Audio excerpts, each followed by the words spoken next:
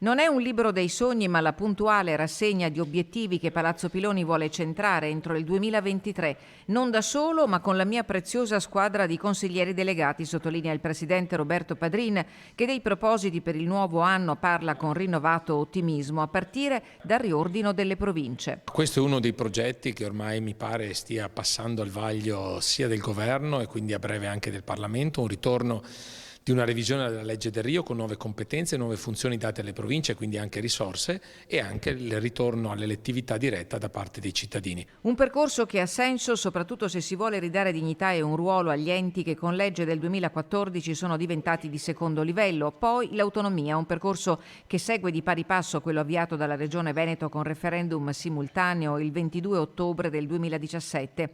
Ci sono maggiori aperture rispetto al passato, dice Padrin, e forse qualcosa in senso positivo potrebbe muoversi. Nell'attesa, Palazzo Piloni guarda alle questioni pratiche: gestione delle strade, rifiuti, nuovo contratto del trasporto pubblico locale, progettazione di edilizia scolastica con la fase istruttoria del progetto di recupero dell'ex Fantuzzi. Stiamo definendo quello che è l'accordo di permuta dello stabile. Noi abbiamo in proprietà la prefettura e la questura che dovremo cedere all'Agenzia del Demanio, ma soprattutto la partita più importante è trovare quei circa 20 milioni di euro per realizzare l'opera e soprattutto per realizzare appunto il nuovo edificio scolastico Galilei.